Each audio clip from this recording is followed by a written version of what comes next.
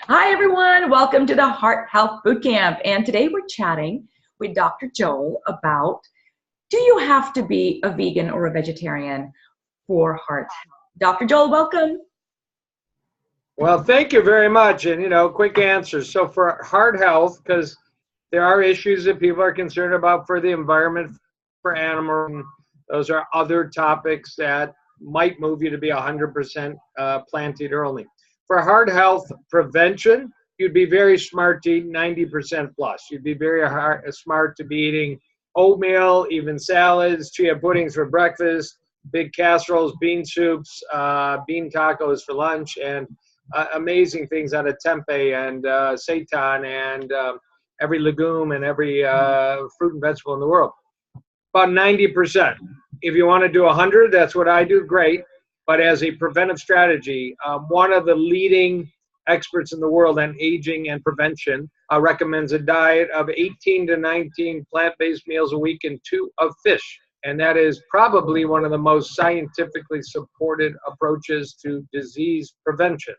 Some people like that, some people don't, but of the animal products, that's where I'd squeeze it in. So yeah, you want to be towards 21 to 21 meals a week, and you pick if it's 21 or 19, 18, or maybe 15 plus, but every meal you substitute whole plant foods, you're doing something very important for your heart health. What about all those B-complex vitamins that apparently our body needs for detoxing? I actually got a test panel done, and it turned out, because I tend to be a vegetarian, that I was low on all of the Bs, and then of course my body wasn't detoxing very well.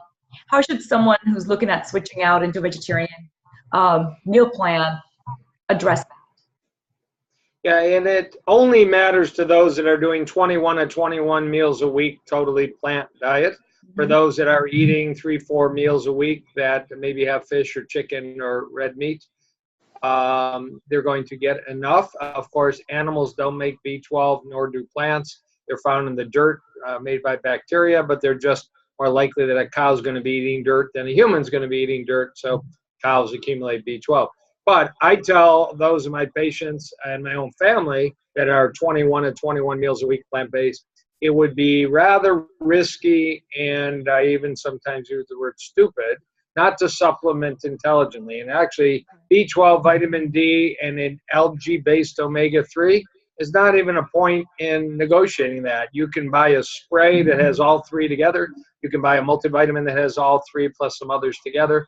Okay. And I would recommend you do that essentially every day. Why risk it? You get all the advantages of the fiber, the nutrition, the minerals, the lower levels of pesticides, herbicides, and pollutants. And so you take either a single multivitamin or 3 separate pills to cover the bases and achieve optimal health. And what do you do? You always want to know what the doctor does. Which, is there a brand you love, or do you do 3 separately? Do you do one and all? And yeah, I do a little of both. There's a spray I've been using lately because somebody came up with a creative idea of a spray that has B12, vitamin D, and algae-based omega-3, and it's just enough to meet all the requirements. So I've been using that. And if I don't find that handy around or I'm on the road, I'm a pill guy. I like taking vitamins. So a plant-based multivitamin will usually cover the bases. And are you in favor of liquids over capsules, or it doesn't matter? Well, there is a little better absorption of liquid, for example, vitamin powders that you then would mix up and drink, because they instantly have a large surface area to get absorbed. A little tablet particularly has to be broken down and disintegrated before it could possibly work. But I actually take more capsules and tablets because relatively few vitamins are in powder form. Why did you go vegan? When did you go vegan?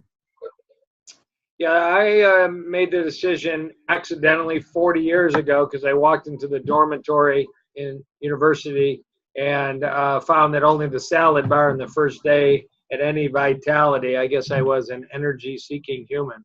And as I was already in medical school at age 18, and I started studying nutrition, and even though you get very few hours in nutrition in medical school, those that I got convinced this was actually not just a survival plan in the dormitory, but actually a health plan. And then as I moved towards cardiology, the large bulk of the data about plant-based diets is in the realm of preventing and reversing heart disease. So it was a perfect niche. Even though I practiced very aggressive cardiology for decades, I always also had this other toolbox called nutrition.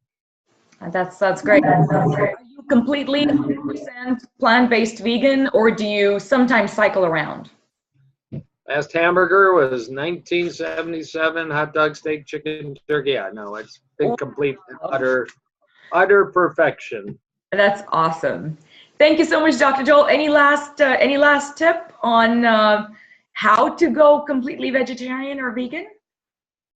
No, there's resources out there. Our own program, of course, has resources. I think what you just said, if you make a mistake, you're at a party and you were planning to stick to your diet and it kind of fell apart, just get back up. They say success comes by getting down 5 times and being ready to bounce up the 6th. So don't beat yourself up too much, but it is a very doable plan. I mean, 40 years later, I haven't actually suffered any obvious malnutrition. You're clearly the poster child for it. So thank you so much, Dr. Joel. And for the rest of you, stay tuned for our next series of videos, and hope you're following the boot camp. We'll see you soon.